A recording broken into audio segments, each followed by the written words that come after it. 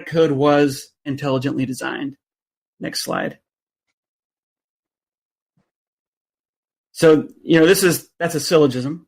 And the syllogism is, the conclusion does follow the two premises. So they've correctly written a syllogism, but one of their premises is wrong. And that's why their conclusion is also wrong.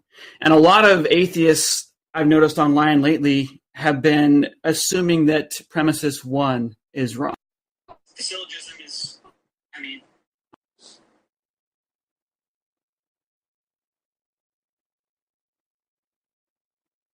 Oh, did he freeze?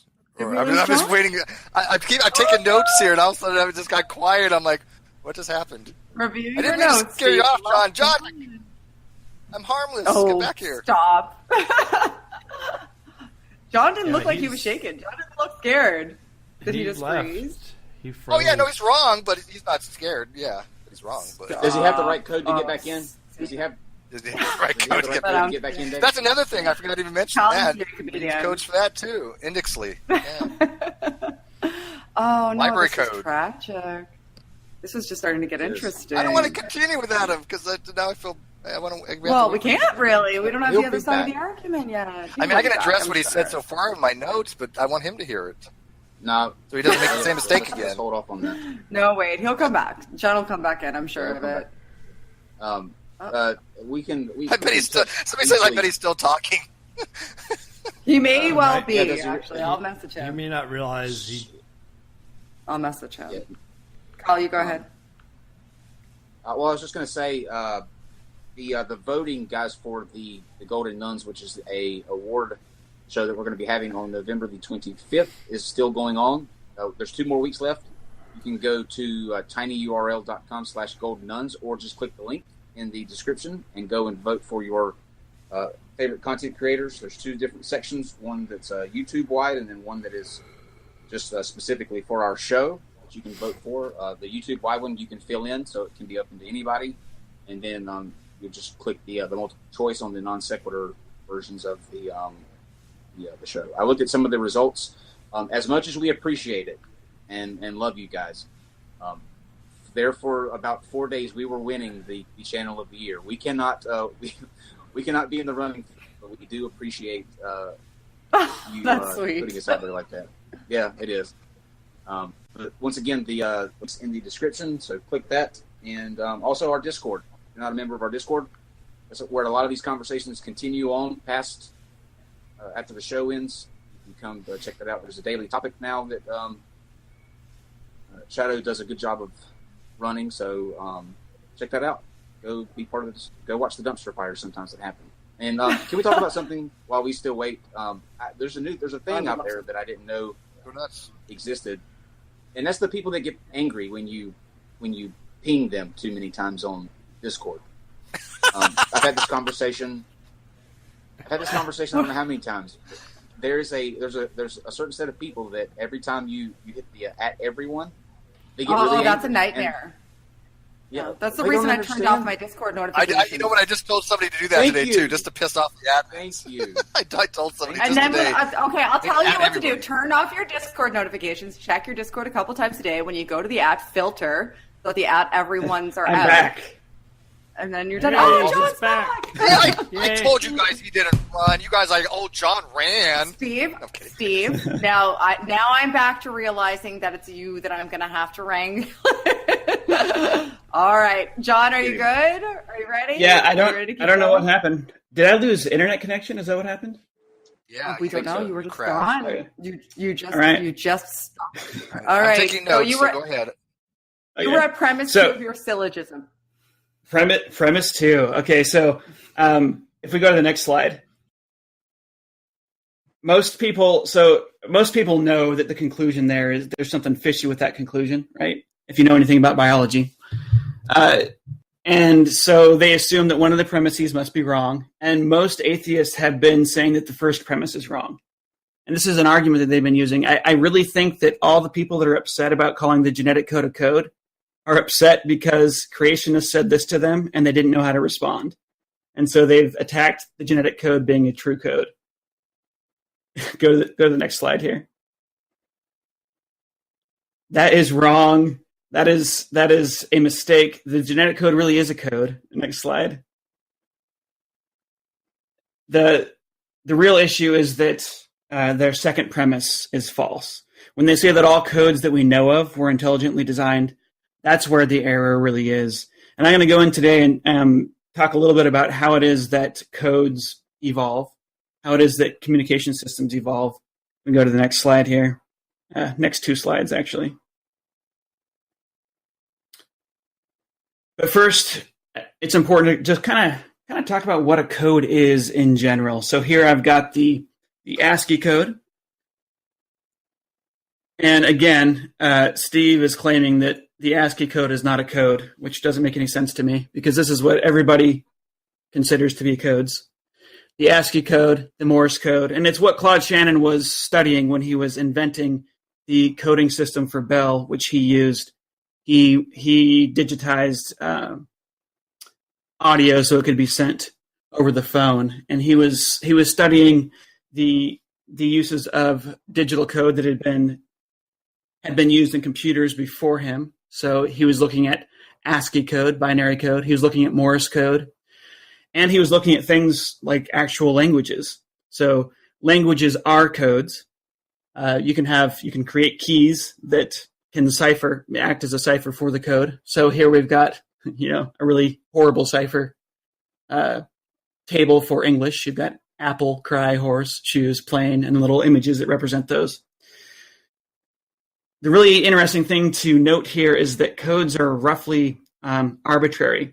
So in ASCII binary code, we've got A is represented by 1000001.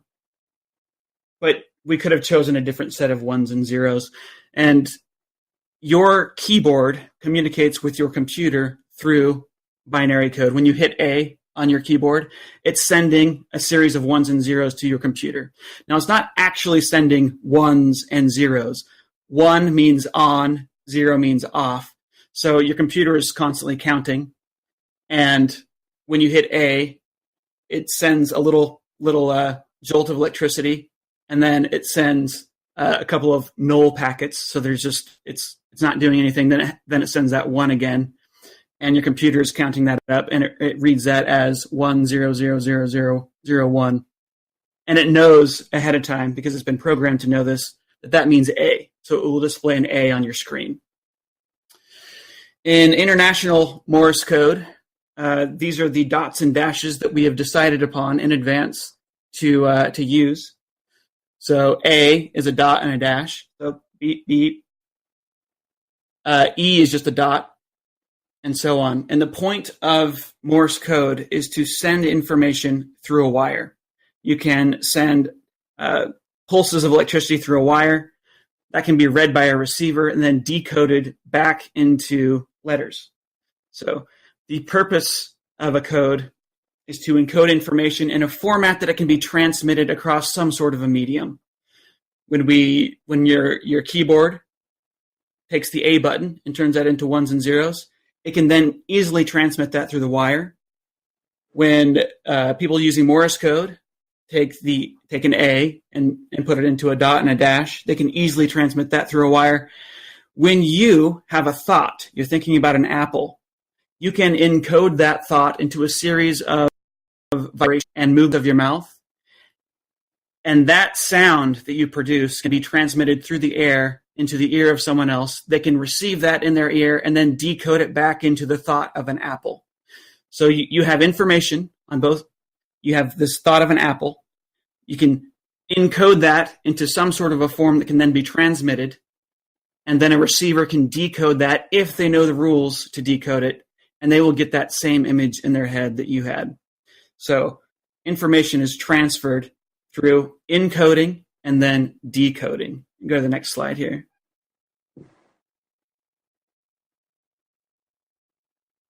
A code is a set of rules governing a communication system. This is how Claude Shannon describes it in his paper.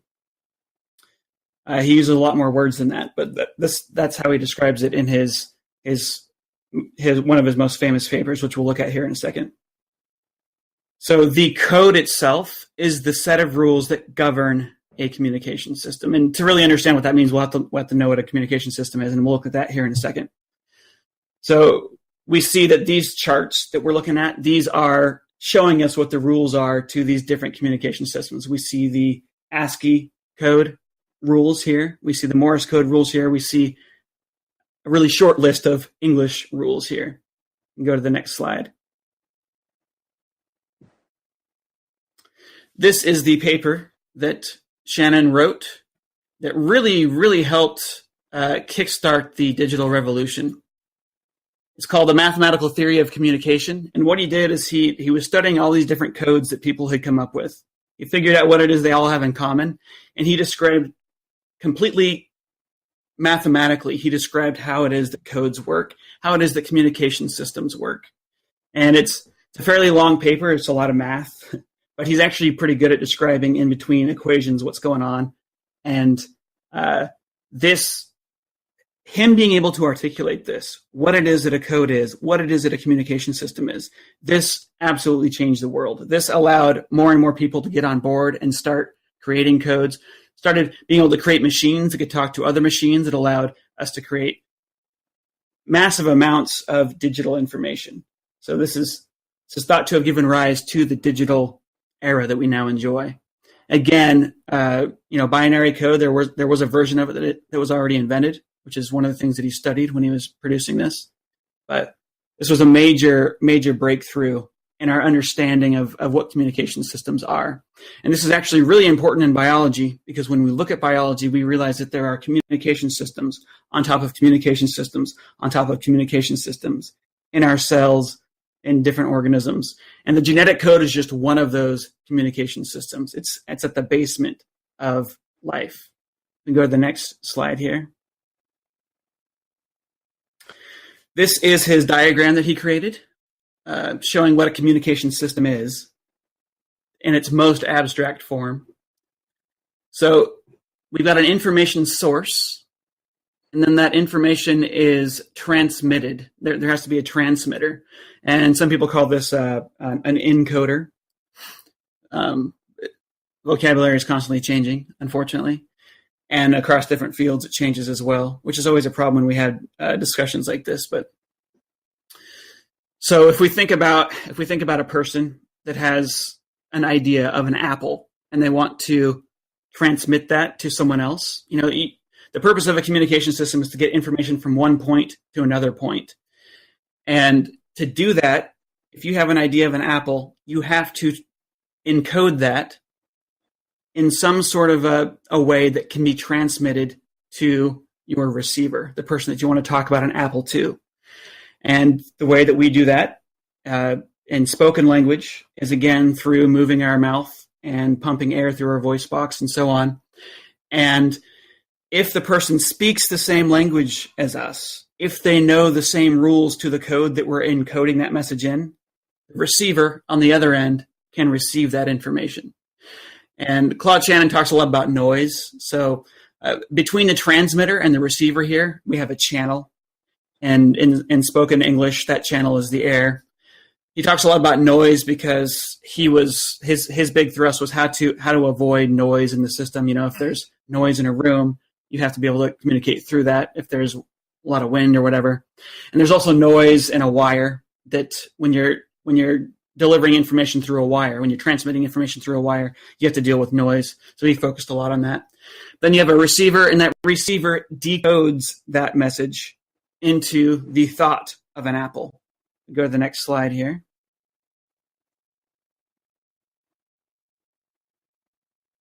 So here's kind of a simplified version with language that's more common today. A lot of times we'll talk about the transmitter being the encoder. So up at the top here, I have kind of an abstract example of a communication system. You've got an encoder. That encoder encodes information and into a message. That message is transmitted to a decoder, and that decoder decodes that message. And code, or languages, govern how it is that message is written, the rules by which that message is written. So we have a keyboard here. The keyboard is the encoder.